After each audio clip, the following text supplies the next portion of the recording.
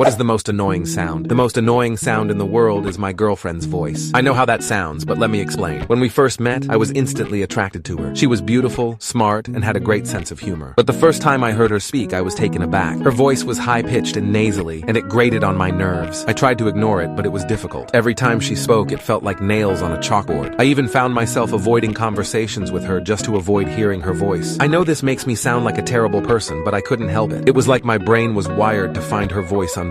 I tried to find ways to cope. I would play music in the background when we talked, or I would focus on her words instead of her tone, but nothing worked. Eventually, I realized that I couldn't continue the relationship. It wasn't fair to her, and it wasn't fair to me. I broke up with her and she was devastated. She didn't understand why I was ending things, and I couldn't bring myself to tell her the truth. To this day, I feel guilty about it. She was a wonderful person, and I let something as trivial as her voice come between us, but I couldn't help it. Her voice was the most annoying sound in the world to me.